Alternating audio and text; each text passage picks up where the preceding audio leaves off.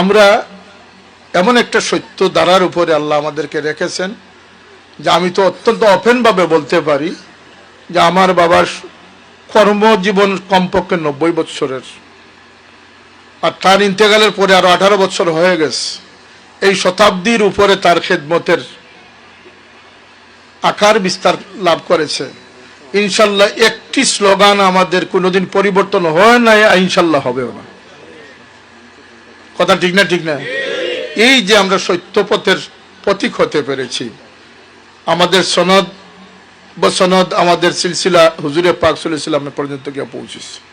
সাহেবুল্লাহর কেরাতের সনদ আল্লাহর নবী পর্যন্ত পৌঁছেছে, হাদিসের সনদ আল্লাহর নবী পর্যন্ত পৌঁছেছে, তাফসীরের সনদ আল্লাহর নবী পর্যন্ত পৌঁছেছে, এমনকি তরিকতের সনদ আল্লাহর নবী পর্যন্ত গিয়ে পৌঁছেছে। এটা আজকে আর কোনো অ্যাডভার্টাইজমেন্টের প্রয়োজন নেই। সত্য সন্ধানী সব মানুষের অবগতি হয়ে গেছে। বিশেষ করে দেশের রাজনৈতিক পট পরিবর্তনের পরে সমস্ত মুনাফিকদের আস্ফালন উন্মোচিত হয়ে গেছে।